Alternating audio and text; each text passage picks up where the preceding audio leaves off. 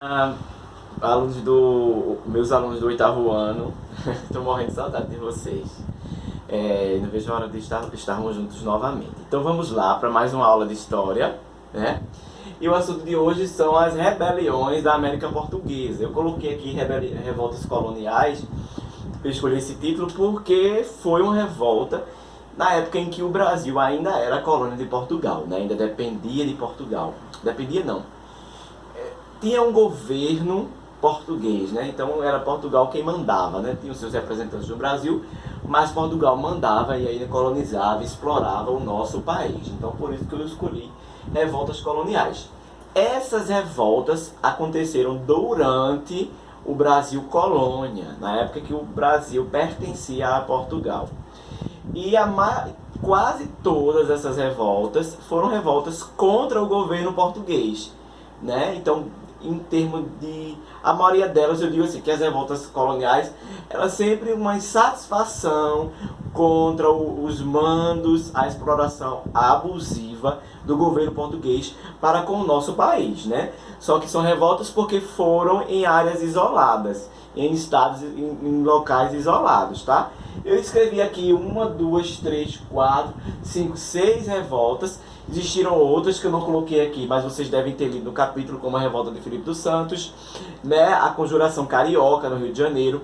Mas eu coloquei aqui algumas que são mais presentes, que são mais curiosas, né? Estão sempre nos livros, em filmes e tudo mais, tá? A primeira delas é a revolta de Beckman, que aconteceu no estado do Maranhão, né? No estado do Maranhão, e ela foi liderada pelos irmãos Beckmans. Por isso que o nome se tem Revolta de Beckman. A área do Maranhão era muito empobrecida, existia uma forte escravização indígena, então era uma área pobre que se trabalhava, se pagava muito impostos à coroa portuguesa, mas a área era pobre, então as pessoas que moravam lá passavam necessidade. Então trabalhavam para pagar os luxos da coroa portuguesa. Então esse é um dos pontos também que levou a essa grande revolta. A escravidão indígena, né?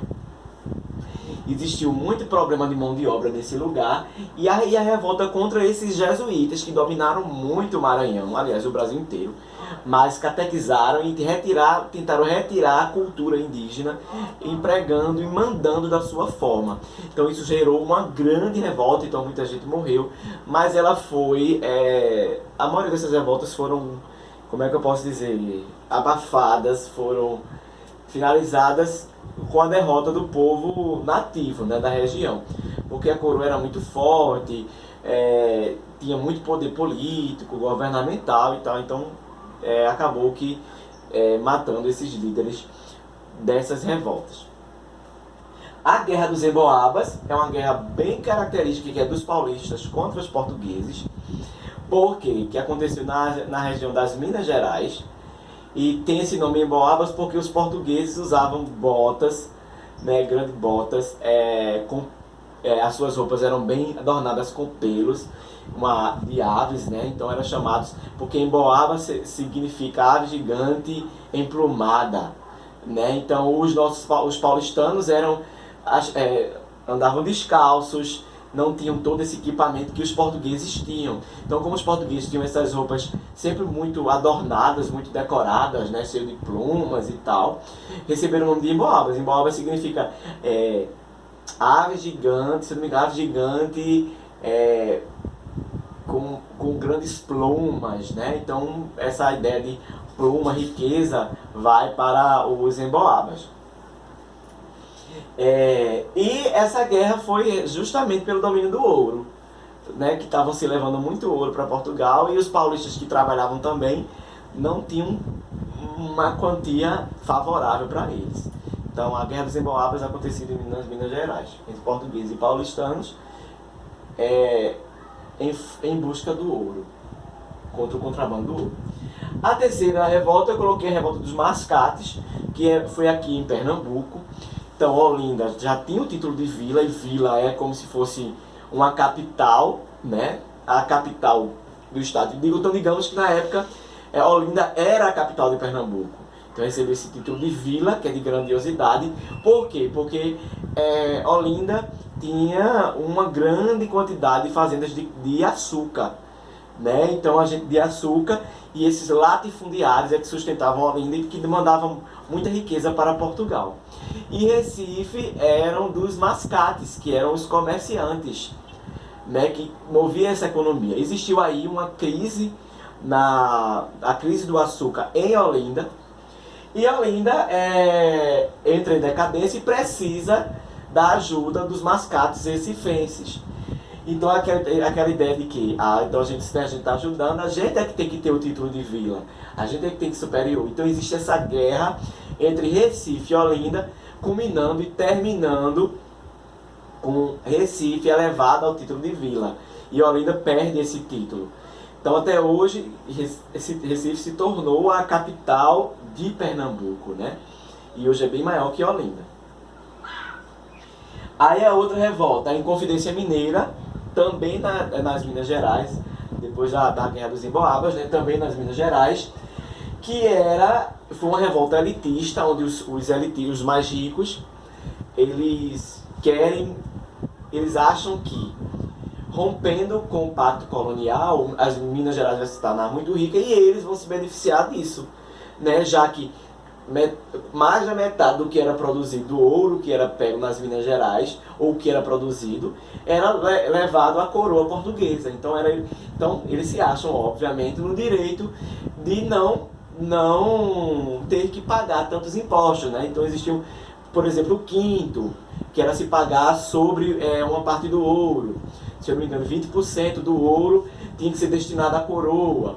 A questão da derrama, que proíbe muitas coisas, como a produção de manufaturas dentro... O que é manufaturas? Obras feitas por mãos, né? Dentro da própria Minas Gerais, e essas manufaturas faziam com que a economia se movesse dentro de si. Então essa derrama proíbe. E esse povo elitista, eles querem ser independente. Então eles tentam proclamar uma república, não conseguem. Alguns desse povo da elite trai, né? E como é que vocês dizem na linguagem de vocês? Cabueta, né? Essas pessoas que estavam se revoltando e tentando essa proclamação. E o único que infelizmente não consegue, ou seja, não dá o braço a torcer, mantém a ideia, sustenta a ideia de proclamação e de luta contra a coroa, foi Tiradentes, né, que é o que vocês mais conhecido, e que vocês sabem como terminou essa história. Foi a única pessoa prejudicada, a mais prejudicada, e termina sendo enforcado na cidade do Rio de Janeiro. Ou seja, essa revolta da Inconfidência Mineira, ela foi oprimida.